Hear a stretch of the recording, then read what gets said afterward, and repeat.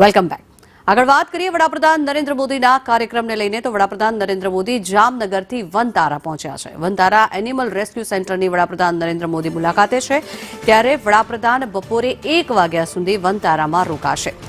PM Modi બપોરનું ભોજન પણ વનતારામાં જ લેશે. જામનગરથી સોમનાથ મંદિર તેઓ જશે અને ભગવાન શિવની આરતી પૂજન અને દર્શન કરીને સોમનાથ ટ્રસ્ટની બેઠકમાં પણ તેઓ ભાગ લેશે. વડાપ્રધાન નરેન્દ્ર મોદી સોમનાથ બાદ સાસણગીરની પણ મુલાકાતે પહોંચશે. આ સમગ્ર કાર્યક્રમ જે છે તેની પર એકવાર ફરી નજર કરી લઈએ તો અત્યારે હાલ વડાપ્રધાન નરેન્દ્ર મોદી વનતારાની મુલાકાતે છે. બપોરે 1 વાગ્યા સુધી તેઓ વનતારામાં જ રોકાશે અને તેની સંપૂર્ણ મુલાકાત લેશે અને ત્યારબાદ વડાપ્રધાન નરેન્દ્ર મોદીનો સોમનાથ માટેનો કાર્યક્રમ છે અને સોમનાથમાં ભગવાન સોમનાથ દાદાના દર્શન કરી ધન્યતા અનુભવશે. ત્યાં આરતી પૂજન કરશે અને ત્યારબાદ તેઓ સાસણગીર જાય તેવી શક્યતાઓને જોવામાં આવી રહી છે. રિલાયન્સ રિફાઇનરી કોમ્પ્લેક્સના ગ્રીન બેલ્ટ એરિયામાં વનતારા સ્થિત છે, જેની મુલાકાત વડાપ્રધાન નરેન્દ્ર મોદી દ્વારા કરવામાં આવી રહી છે અને તેની બધી જ બાબતો પર પણ તેઓ ધ્યાન આપશે. 3000 એકરમાં ફેલાયેલું આ એનિમલ રેસ્ક્યુ સેન્ટર છે, જેની મુલાકાતે વડાપ્રધાન નરેન્દ્ર મોદી અત્યારે વનતારામાં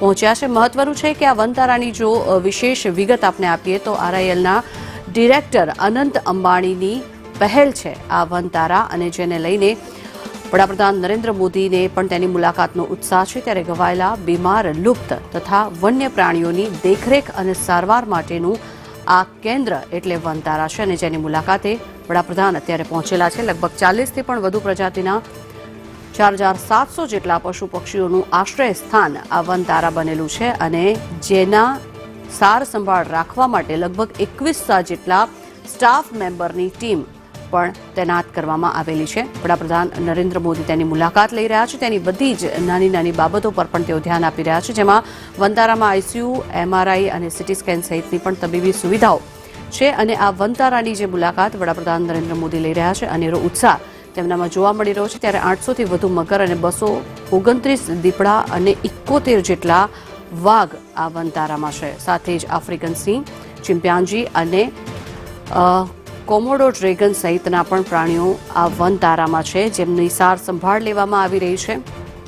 વનતારાના જો વિસ્તારની વાત કરવામાં આવે તો 14,000 ચોરસ ફૂટમાં ફેલાયેલું તેનું રસોઈ ઘર છે, જે હાથીઓ માટેનું જે ખોરાક હોય તે પૂરો પાડે છે. રિલાયન્સ રિફાઇનરી કોમ્પ્લેક્સના આ ગ્રીન બેલ્ટ એરિયામાં વનતારા સ્થિત છે કે જેની વડાપ્રધાન નરેન્દ્ર મોદી દ્વારા મુલાકાત લેવામાં આવશે અને તે નાની નાની બાબતો પર નજર કરશે.